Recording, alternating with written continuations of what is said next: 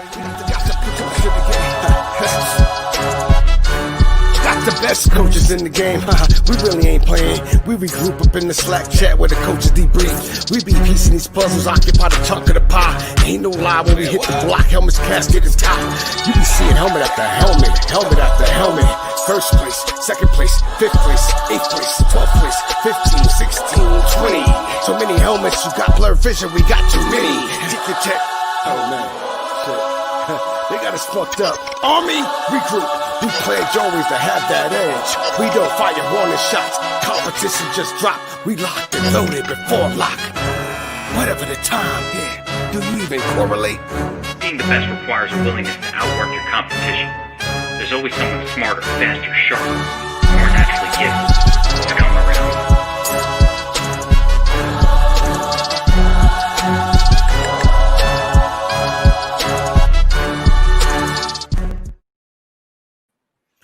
What's up, everyone? Kevin Allen here, aka the Geek, and got a special video podcast today where we're going to talk about card breaking. It's the new wave going around. I've heard about it.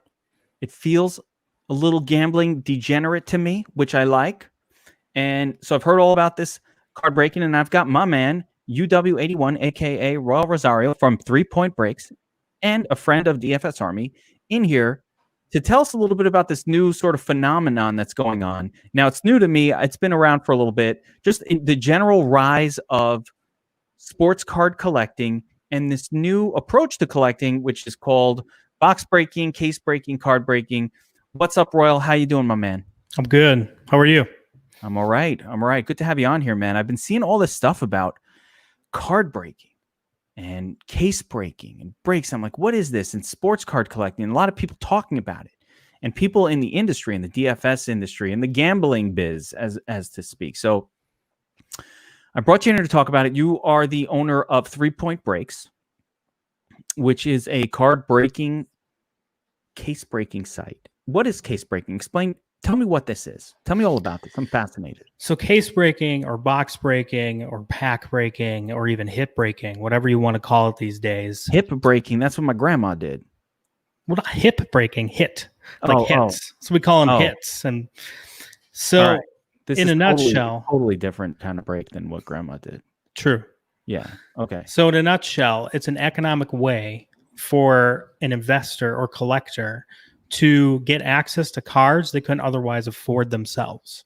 So basically, anywhere from 6 to 30 people get together and they bring the cost down of a box of cards or a case of cards. Because like if you look at some of these cards these days, like basketball specifically, some of the best sets, they're $2,300 a box. They're $20,000 a case. Hold up. $20,000 for a case of cards? $20,000 for a case of pieces of cardboard. Yes. I used to collect cards when I was a kid. All right. Mark McGuire, Michael Jordan, that kind of thing. And, that shit was like $2, $3 a pack. We all did. So back in that day, it was a period of sports cards that we call the junk wax era these days. Basically, 3 different companies printed what we're estimating 10 billion cards with no inserts, no autographs, no relics, no patches, no events, no redemptions, nothing. Just base cards. I mean, you can still buy these packs of cards for pennies. So they just never appreciated in value outside of like a Michael Jordan rookie card. Yeah, I remember that. Yeah, you want the rookie, Mark McGuire rookie card before he got busted for the steroids. Yep. So this is different though. So explain to me the difference now. I'm kidding around. We used to get the gum, chew the gum, but now it's different. This sounds like big business. You're talking $20,000 for a case of cards. So what is this scarcity that they're building into these cases that is causing the value? Give me an idea of some cards and like what they're worth. Like how does this work? So these sets, what they've done is now you have your base set of cards. So you're just normal cards. And then they created parallels. So they'll have a silver version of a card, an orange burst version of a card, a Mojo refractor version of the card. They'll have autograph cards. They'll have relic cards that'll have game-worn jerseys built into the card. They have some basketball cards that are made out of hardwood quartz. How do you build a game-worn jersey into a card? Some of these cards are up to a 1/4 inch thick. It's not like baseball cards like you're thinking anymore. Yeah. There's pieces of baseball bats. There's hockey pucks built into these cards. You know what would be awesome? If it was a hockey card and it had like a player's tooth that they got knocked out during a game in there. I'd probably go for a lot. Yeah, that would be worth a lot of money. So give me some of the... This is fascinating for me because I like gambling, and this sounds like gambling, but it also sounds like gambling with a really, really high payoff. So explain, like, all right, you bought this case of cards for $5,000. Sure. Now, what do you tell me? I want to get in on this, like, but I want a chance of putting up a little bit of money and making a lot. How does that work? So we'll talk about the flagship product in basketball. It's called, because basketball is starting really soon, it's called Prism. So Prism is the one base set that everyone chases. And so this is excluding specialty sets. So a Prism card, we'll use Zion Williamson because he's the hottest rookie in basketball right now as far as card values. A base Zion Williamson, not graded. We wouldn't get in graded yet. It's $200.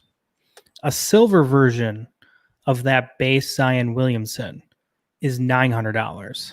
So one card. Now, where does this trade? Like, where can I sell my card like that? The best, believe it or not, the biggest marketplace for card sales is eBay, followed by Facebook groups. You can sell on Instagram. There are other sites out there now called ComC. There's StarStock, StockX. There's a bunch of different places where you can sell these cards, and you can track the metrics for how much they sell for. So I have a tool called Market Movers that tracks eBay sales and even eBay deals for like 10,000 different cards and tracks their sales and their price history. And so you can create trend lines and see whose cards are going up, whose are going down, and why they're going up and why they're going down. Wait a minute. Cards go down? Some do. Injuries happen. Players get hurt, their cards go down. Players get hurt, the cards go down. So what drives the value of the card? It's the player's career? Yes.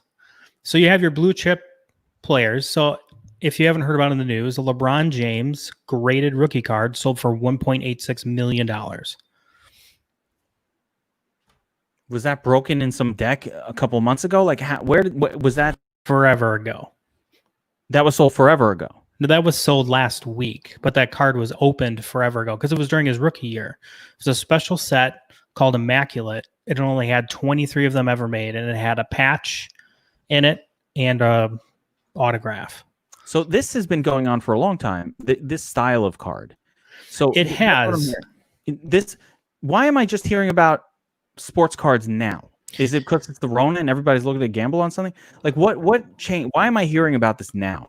So Rona specifically just made this explode, but it's been a couple different things. So you and I, we're getting older. We have more money than we did when we were kids. Speak for yourself. On both fronts. You staying young forever? And have no money. Yeah. I think I'm pushing like 100 these days, it feels like. So nostalgia is a really big factor. So like other markets are exploding, like Pokemon cards, for example. Just the value of those are exploding as well. So people are getting back into their childhood hobbies. And then with sports being shut down and people wanting to be connected to their sports cards have just skyrocketed. Wow. So this is all... But how long has breaking been around for? Because breaking's been around since the early 2000s. What? It hasn't been super big. Like sports cards didn't really start exploding until 2018. Okay, so this has been a gradual climb since 2018. You know, I'm usually on the forefront of trends, but this one, man, I missed it. So this has been around since 2018. And explain the process of let's say I want to get down with some cards. I want to get some action, right? So I go to your website, 3 Point Breaks, and it's like, yeah, you bought a box. You bought $1,000 box of cards, right? And you're selling off breaks worth how much? Like, what do you split that into? What's the vig on this? So we split it into, for right now, I've done the lowest price point I can. So it's 30 spots. So it's one spot per team. 30 And spots. So is it a lock that every team has cards in this box? No. And so that's the gambling part of breaking. You could buy a spot, you could buy a team, and you could get 0 cards. Is there an industry term called breaking bad when that happens? Yes. And you can get some really bad breaks too. Like you can open $1,000 box. I opened a $4,000 box of cards and we got $7 out of it. What? That sounds like the other night when, my boy was in first place for the Millie, and then some dude hits a home run in the 9th inning, knocks him down, 79th place, $1 million turned into like nothing. Yeah, that can happen. But then also, that same box of cards contains something called a logo man, 1 of 1, only 1 made. It hasn't been opened yet as far as anyone knows. There's companies offering up to $1 million for that card. Wait. So the $7 box, this is not from the $7 box. This is a different box that had That's the same box. So it's a box called National Treasures. They're about $4,000 a piece. They have 10 cards in the box. And so what you're really chasing is you're chasing 1 of 1 logo man cards. So it's a picture. How do I describe it? It's got a picture of the player on it with a giant patch. And then the patch is usually the Michael Jordan-esque person from the NBA Shield along with their signature. And there's only 1 of them made. Did you get the $1 million card in that box? No, we got $7 of cards. $7. I got a John Stockton patch card. That's $1. John Stockton? He's a good player. He's a good player, but his cards aren't worth a ton.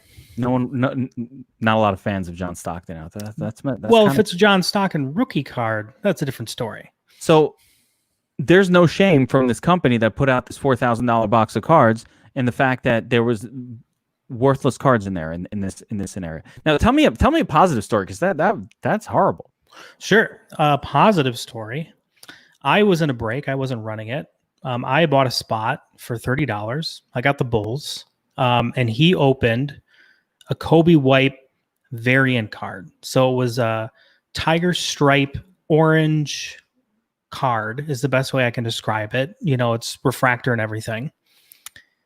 He opened it, sent it to me. I sent it off to get graded, and it came back what's called a Gem Mint 10. So it's a PSA 10. So that card, ungraded on eBay, sells for $3,500. Graded, I sent it off to an auction company. They're expecting anywhere from $5,000 to $11,000. And if Kobe White does really well during the restart, maybe even more. What? And that was off a $30 break. Kobe White ain't even that good. He's the future of the Bulls, is what everyone tells me. I'd be selling that car. So all right. Let me. Now I'm wrapping my brain around all this because this is really interesting. So basically, what you're saying is, when you get these cards, there's a certain value now, and then you have to make a judgment. Like, all right, everybody says Kobe White is the future of the Bulls. If he is, and he becomes even more of a star, that potential for that box would be to go for that card.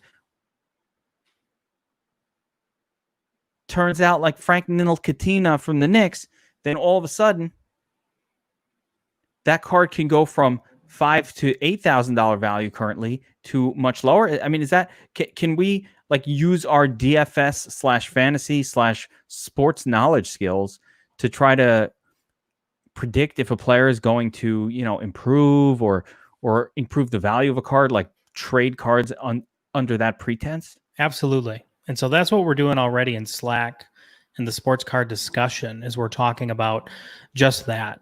So like, for example, if discussion in our Slack in DFS Army? Yeah, of course. We have our own channel called Sports Cards, and we trade news. Well, and that's news to me. There we go. I won't say the player, but a marquee player just got injured. And so a rookie is going to step in and take his minutes. And his cards right now are very cheap. And so it's a very sharp investment move to buy those rookie cards today before the restart, in hoping that an X amount of percentage of time. So, if it goes from 0 minutes to 30 minutes a game, it's all about opportunity. So, Bull got a double, like I was talking about before. His card went from $3 for a silver to 110 in a day. That's unbelievable. So, and that's like a preseason double. Like, he didn't even, the game He played against some G League Wizards team. This is all very interesting. So, the greater thing going on here, it's not just the breaking is just a component of this card collecting hobby overall. People are just straight up out there hunting for, buying cards, getting in there early, hoping for appreciation. But at the end of the day, this sounds a lot about making money. And I love making money. It is. So how I would equate it to DFS for buying cards. So your cash play is buying your blue chip cards. Your blue chip cards are your generational talent, your LeBron James, your Michael Jordans, buying their rookie cards, Kobe Whites, Mike Trouts. Their rookie cards are going to always go up at a slow pace, basically forever. I mean, that's just straight cash play. Based on my experience, until no one is interested in collecting cards anymore, and then they just... True. Like the tops that I used to collect. I had this old collection.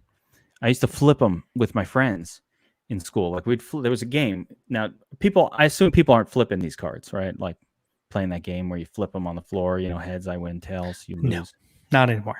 You don't want to, because they're not putting them in the spokes anymore. No, the edges are all rounded. But I'm like, hey, I got a Mark McGuire. They're like, dude, that looks like what did you win it flipping? And yeah, I did. I won it in 6th grade flipping. That's totally different though. So yep. On a more serious note here. So this is serious collector stuff. If I were to get involved with a break, like, is there any trick? Should I ask for a specific team? How do I do it? If I'm getting into one of your breaks on the 3-Point Break website, how does that process work? Am I choosing a team?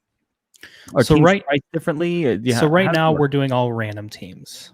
So like all gambling, the more spots you buy, the more teams you get.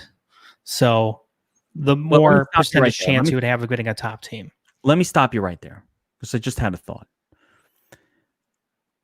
How do I know that there's a good card in this box? Like, are you sharing this information? Is there something there that's like, hey, this is the X box from this company, and average value per card in this box is so on and so forth, and analytics? Is there analytics for this stuff like that you're sharing?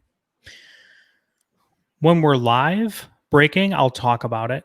There's a lot of different resources you can go to see what's actually available within the boxes. And then you can cross-check the pricing on eBay and whatnot. I generally only buy product that has good hits in them, or potentially good hits. Interesting. So hits are relative to the type of box it is. Like if it's $1,000 box, again, we'll get back to it before I was asking this question. So it's $1,000 box and you're selling off the breaks. About how much money worth of breaks are you selling off? About 1,300, 12. Like what's the dollar amount that goes against the box? So I try and run it as tight as I can. So shipping is a killer. So if you have 30 people in the break, you have to ship potentially 30 packages of products, and it just adds costs. Generally what I do is every day I look at retail, and I never clips what retail cost is for the box. So it's whatever Are you getting a good price on the box so you're able to pass that on? When I do, yes. Okay. And when I don't, it's as close as I can. So like the baseball break, for example, once it fills, I think my profit is like $30. Because it's just the price point of where I got the product.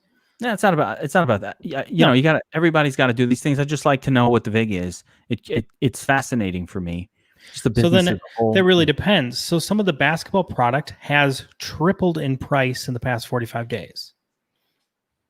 So if you're holding product, you can actually get appreciation that way for yourself as well, potentially. Yeah. Now, how do I know? How does the break process work? Again, I haven't done this before. So how do I know that, like, if you pull out a $250,000 card from one of these boxes and, that I'm going to get it?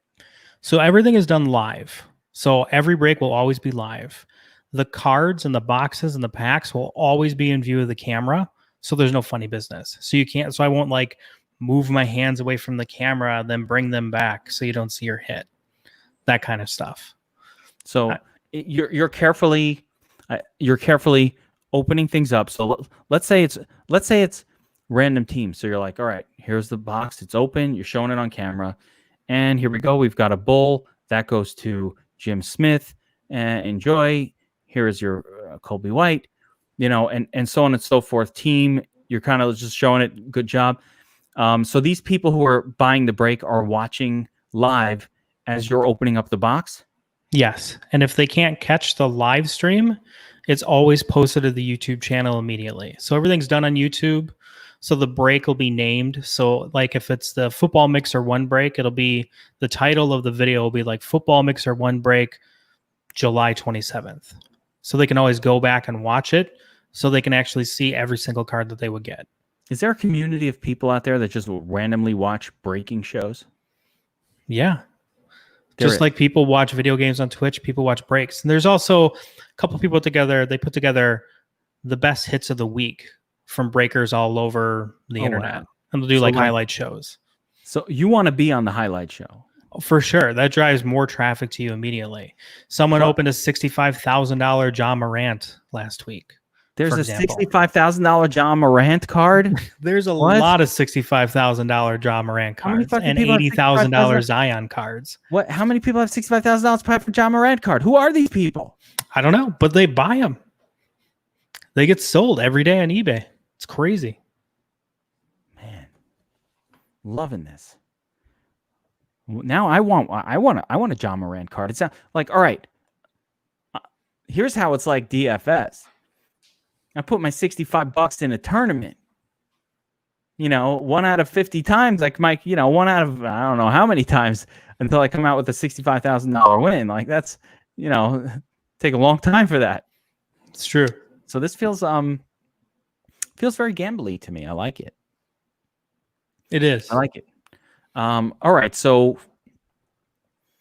is this considered an investment? Is this something I could do with my IRA money? No, because sports cards as of today are unregistered assets, which also means you don't have to pay tax on them and you don't have to declare them. My eyes just got really big. Keep that in mind. That's a huge investment thing about sports cards and anything else collectible art. It's treated the same way as art. If you buy a card today, as long as you hold it for a year and you can prove you held it for a year, you can sell it with no tax. Or a capital gains tax. Correct. You do pay tax if you choose to report it to the government. Right. Like you should. Totally. Okay. Interesting. All right. I just had to. In Brooklyn, they know what that means. All right. Very cool stuff. So if I wanted to participate in a break, I can go to your website, 3pointbreaks. Yep. .com. There's a store. It has all the breaks that I have available currently there. It shows everything. Yep. It's just like a normal commerce store. Do you show, do you explain with each box? Because I don't know. I don't know which box I want to get involved with. Do you explain hey, this is the Legends box and there's going to be 6 cards in here and, Yep. So in the description of each break, it'll talk about how many boxes, which boxes, and then a description of generally what's in each box. If you only make $30 breaking a box, why are you even doing it? It's fun. Enjoy it. Enjoy ripping open cards. And it won't always be $30 a box. Yeah, I got to get paid for my time. You get some extra card boxes. But no, I like that. It is fun. And are you able to determine as you're breaking a box, when you do this, are you like, oh shit, it's a John Morant, 65K, motherfucker? Are you screaming that, going crazy? Or you probably keep it clean, but are you noticing, oh my God, this is the card we were looking for? Are you able to recognize that right off the bat? I am. You're that deep into this? I have access to information on every single card in every single box. So before I break something, I have a good understanding of what's going to be in there and what could potentially be in there. Oh, that's awesome. All right, man. And then of course I snoop around at the prices too. Yeah, I like it. I like it. That's really cool.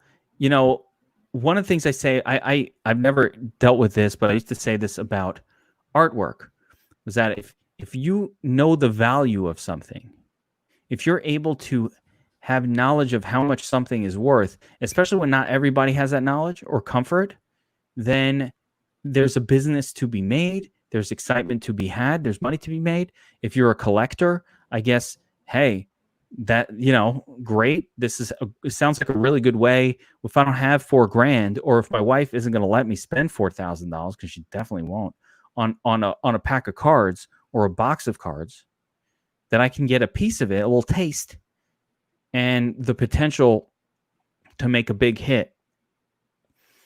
Is there information about the average value of cards within a box? Like, is that analytic available somewhere? There's not. People are working on that though. People a lot smarter than me. Okay. See, I thought that it would be helpful, but I certainly wouldn't know how to create it. But that would be cool. Like if you could say, hey, this is a box of, this is $1,000 box. It's got 100 cards in here. The average value of a card in this box is going to be between, $7 to $12, but you're going to get some hits in here that are worth, a lot. And there's a possibility of X, Y, or Z. That'd be good to know. And That'd be really good to know. Yeah, that would be helpful. The best that we have right now is we have cost per card, and that kind of gives you at least a concept of how expensive a box should be. Okay. That's something. It's not everything, but it's something. That's very cool, though. I'm excited about this. Listen, I collected sports cards when I was a kid, and I can't believe it's back. It's crazy. I don't, again, I hadn't heard about it. I've been hearing about it a little bit lately, but mostly during the Rona time. And so, I'm excited to buy myself a break, man. I'm down. So again, I can go to, you said 3pointbreaks.com. There's a shopping list, and then I'll watch you personally open up these cards, and you'll tell me all the monies I won. Yeah. And we got a box for you today. We're going to break open. Are we doing it live now? Yeah, we could do it live right now. Yeah, dude, let's fucking break that shit. Break yourself. All right, give me like 2 minutes to set up my camera a different way and put in a new battery. All right, I'll fill up the time, guys, with discussion of my current DraftKings lineup that I'm working on. Wait, shut your camera. There you go. All right, guys. So this was a surprise. Apparently, I'm getting a break. We're gonna find out live in real time. It's live for the few of you that are watching, but for those watching the replay, this is all real. I didn't know I was getting a break. Now I'm going to be into it. I have a problem. Here's my thing, and this happens all the time with me. I get into something, I get into it. That's why I call myself the geek, because I geek out on things. Like Game of Thrones. I didn't just watch that show. I fucking read the fan fiction. I'm like on Reddit, like, what's the background of the Valerian, house and old Valeria and all that stuff, and all these theories. Like, I'm all in on something. The same way when fantasy sports came around. I was like, this is awesome. I'm going all in. I'm going to learn everything I need to know about this. Back and forth, up and down. That's how I do it. You geek out on things. And now I think Royal is going to get me sucked into this card collecting game, because once you taste that victory, that story he was telling where, you're breaking open a box and all of a sudden you find a John Morant in there. Once you taste that, man, you get addicted to it. You want to taste it some more. It's just like opening it's just like lotto scratch offs. I mean, this is just another way of gambling, but it's just different. With a lot of upside, and I'm sure a lot of downside. All right, so Royal, tell me what I'm seeing over there. I see some Prism cards, 24 pack. What is the value of this pack here? And So this box of cards, this is called a blaster. So a blaster of Prism only has 24 cards inside it. So this is 2019 Prism Football, because 2020 Prism Football isn't out yet. So inside Prism Football, some of the most expensive cards you can get, you're actually chasing Kyler Murray rookie cards. I got him on my dynasty team. It's a good get. So Kyler Murray, Daniel Jones, Jason Stidham. So football, the edge for collecting right now is really just quarterbacks, with a couple marquee wide receivers that might be headed to the Hall of Fame. But the money's on the quarterbacks. Like Not Mahomes, when Mahomes' deal went through, his prices skyrocketed. Like his silver graded now is a couple $1,000, for example. So quarterback position, most valuable. I would assume you said wide receiver, running back good too? Like star running back. Give me a From little a visibility Christian standpoint, McCaffrey. no. Yeah. Nope. No running backs? Nope. Believe it or not, the opposite of what we preach at DFS Army. Interesting. Yeah, when I'm drafting, I always wait on the quarterback. Now you're telling me the quarterbacks, all the value. So quarterbacks are going to get you, Super Bowl MVPs, season MVPs. They get all the accolades. Yeah. And they're also a position group where you could probably start to get some cheapies going, like a Drew Lock. Like, hey, I'll buy fucking Drew Lock right now if he turns out to be good. Drew Lock cards are expensive. What? This is where DFS kind of takes a little variant away from sports cards. The 2019 rookie class quarterbacks are all chaseable, valuable cards right now because everyone's speculating, just like you said. Well, maybe Drew Lock will be the next Peyton Manning, right? He's definitely not going to be the next Peyton Manning. I know, but it's not stopping for people speculating.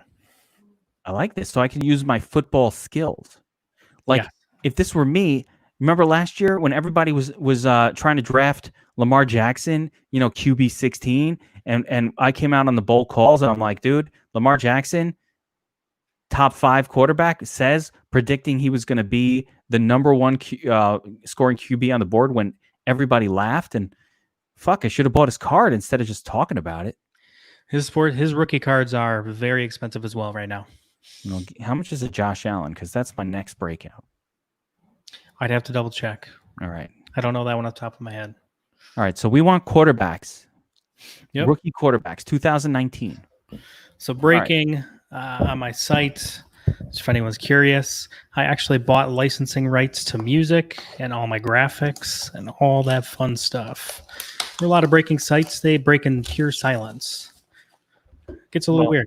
Should I put the DFS Army music on? I mean, I don't know what to tell you. You can do whatever you like. No, I can't put the DFS. If I do that, it's an overlay. I wouldn't be able to see you break in, and then you'd be switching out my cards. All right, so this is the general process of breaking. I see a bunch of packs over there, right? How many cards in each one of those? There are 4 cards in a pack. Quite different from when we were kids. So if you were selling this off, you'd probably sell them off by the pack? It depends. So if I was just going to sell the blaster box, I would just sell the whole box. Okay. You'd sell. This is a box that you normally sell the whole box of. Yep. And so we have some of these boxes for sale on the site. I think they're 50 or 55 a box. Ooh, okay. Which actually the price has actually gone up, but I'm keeping my price the same until I'm out of them, just because of where I bought them at. Okay. I love it. So $55 box. And take me through it as if this was, I'm a customer and I just bought this thing. Sure. Are you saying like, Kevin, this is for you? Like, do I get a mention? So there are a couple different kinds of different breaks like we talked about. One is called a rip and ship. So this would be a rip and ship where you would just buy the whole box just for yourself. And but so I would break it open for me before you ship it. Because I would think if I was just buying the box, why do you need to open it? But does that add to the fun? The opening and the, oh my God, you got a fucking Daniel Jones, Danny Dimes, motherfucker. Let's go, Danny Dimes. I want one. That's what I'm rooting for. It also, helps for my promotional content. If I open something big, creates highlight reels. Also shipping wise, it's much cheaper to ship these 24 cards than this box. Ah, yes. Okay. Now, when you ship it, do you have a special way of setting it up so it doesn't round off those edges and ruin my mint conditionness of the card? I do. So I put all the big hits into top loaders like this with painter's tape over the top so they don't slide out, as well as all of the hits come in what's called a penny sleeve, which is a protective sleeve. And then these all go into team bags, which are plastic bags that then gets wrapped in a bubble mailer. Nice. So we do everything we can to make sure none of the cards get damaged. What if it's a John Morant worth $65K? Like, is that a special way of shipping? Yeah, that's where we talk offline and we figure out how to get the card to you safe and securely. So anything over an X amount of dollars is going to ship with insurance and signature and the whole ball of wax. I'll fucking put you on an airplane. I'm like, dude, I'm paying for your flight. Bring that shit hand delivered. Yeah, pretty much. Something like that. Right. That's pretty much what's going to happen. Okay. All right, let's break. Let's do some breaking. All right, let's see what we got. No whammies. Take me through it.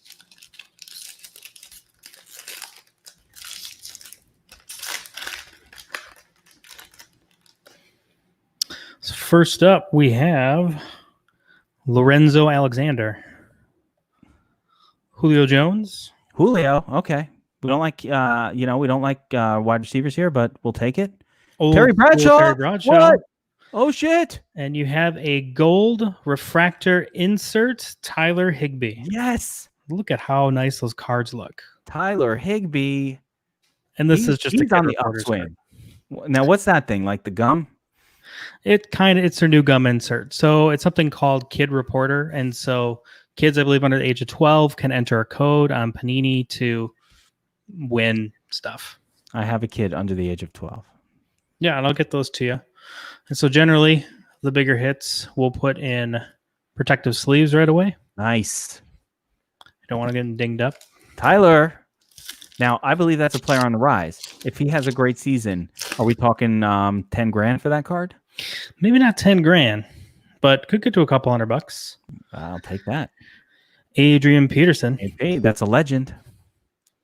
Aaron Donald. Okay, great player. Oh, hey, you want to hear something about Aaron Donald? Sure. His cousin is in DFS Army.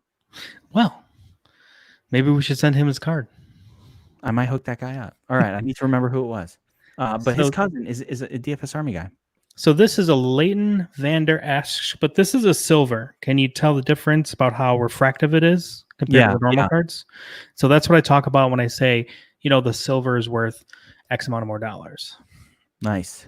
And rookie card, Deontay Johnson. All right. Again, you said wide receiver need to be Hall of Fame level to have a lot of value, because I do think Deontay Johnson is a player on the rise. Well, things have kind of changed in 2020, especially with DFS, because a lot of people in DFS are getting into sports card collecting, and they are investing based on stats, games, peripherals, all that jazz. So quarterbacks are like the blue chip level things that you invest in, but wide receivers, especially Hall of Fame bound ones, are like definitely Julio? Like a hybrid, like Julio.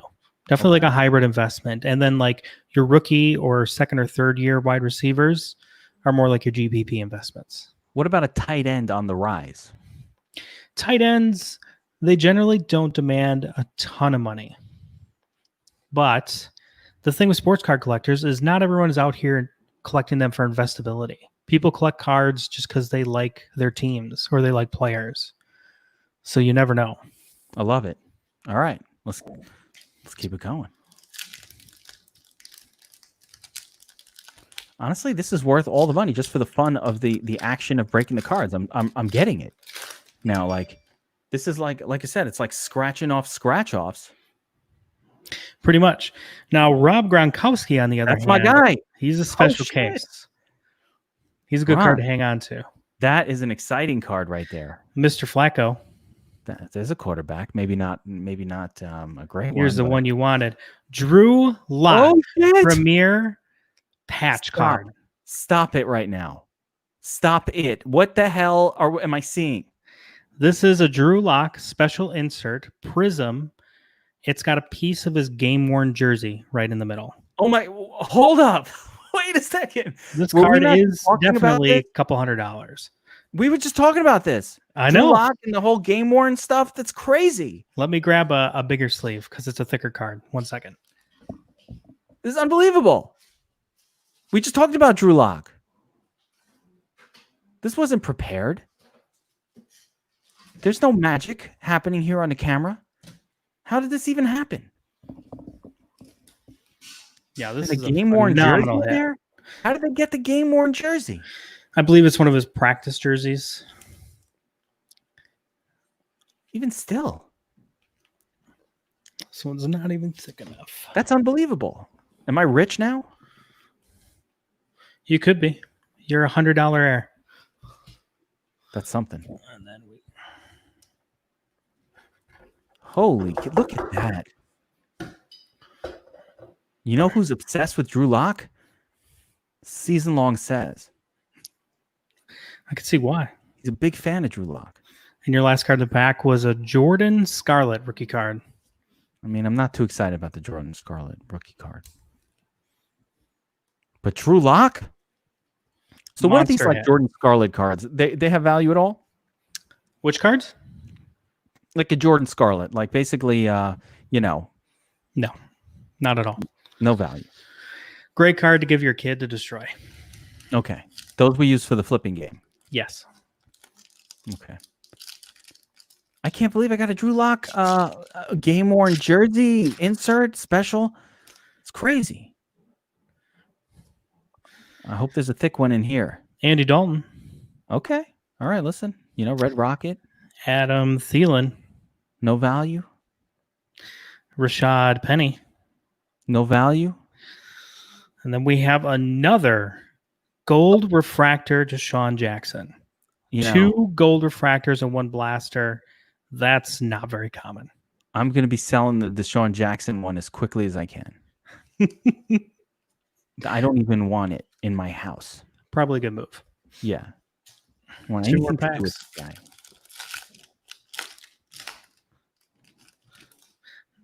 Oh, that looks thick. Hold up. I feel like I see something in there. I don't know. You might. Jason Witten, though. That's a Hall of Famer. That's got to have some value. Does it have to be a rookie, Jason Witten? It doesn't. So rookie cards are your most collectible, most valuable cards, followed closely by your insert, autographed, and patch cards, and then followed by your numbered low count cards. All right. You just tell me if I made a lot of money. A Luke Kuechly, great player, but no value. Everybody hates defense. Steve Laurent. Now, are you Steve Largent? Hold on. Come back here. Steve Largent. That's a old school. It's an old school, legend right there. Now, let me ask you a question. You're holding the cards a certain way. Is that so not to ruin the suspense of the next card? Yes.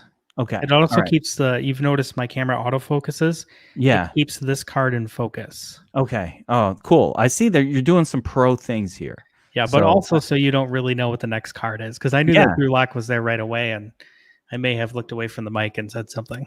Oh, did you? You're like, oh shit! I can't believe you didn't start screaming. Like I was and like, then another gold Zach Allen rookie card. I mean, I don't know who Zach Allen is, but I like the card. Gold inserts are always nice. They look really sharp. And they're always worth something. Yes. Are they always worth something? They're always worth at least $1 or $2. Okay. So give me an idea. The general value for most of these cards is basically zero. Unsellable.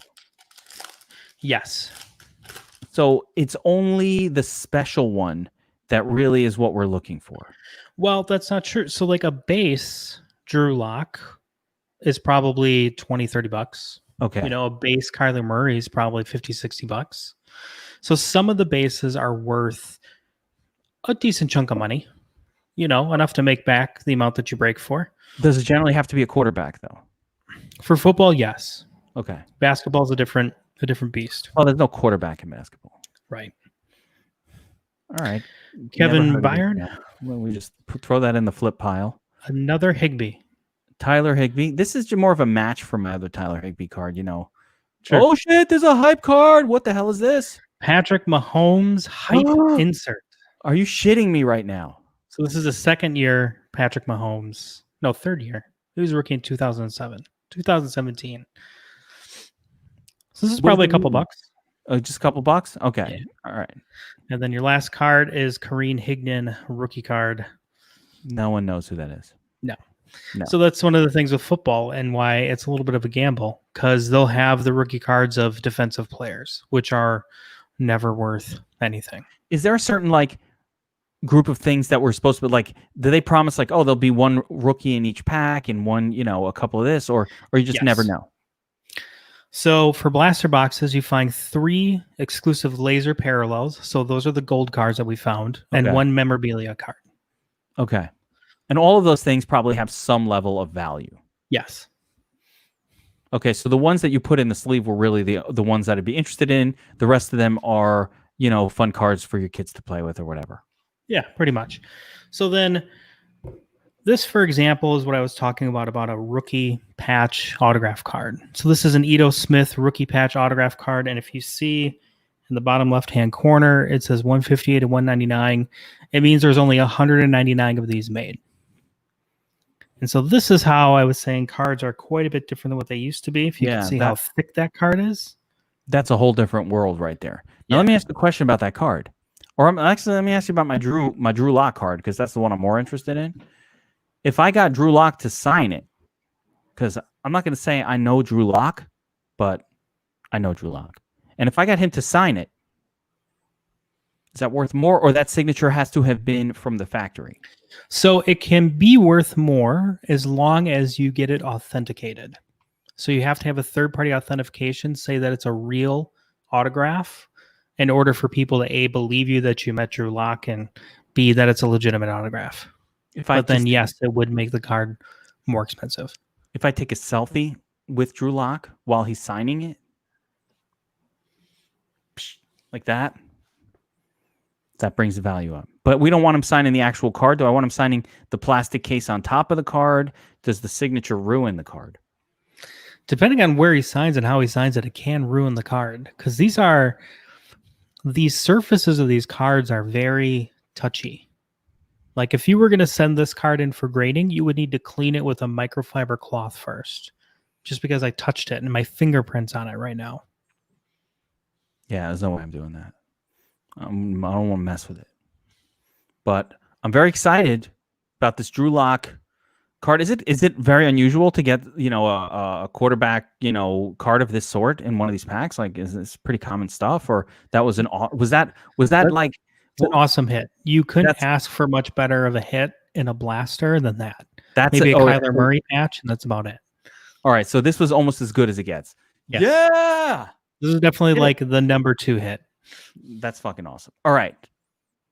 Thank you very much. That was awesome. Guys, you saw it happen live here, man. We talked about Drew Lock. All of a sudden, got a card. I'm 100 air. Got all these cards coming. That's how it works. Check out 3pointbreaks.com.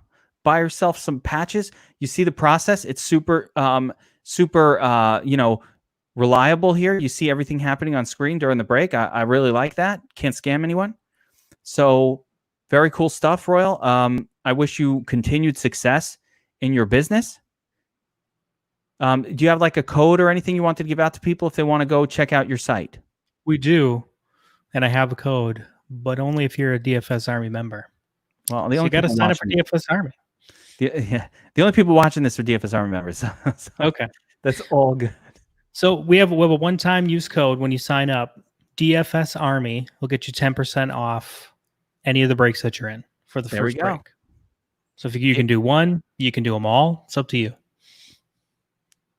DFS Army promo code 3-Point Breaks.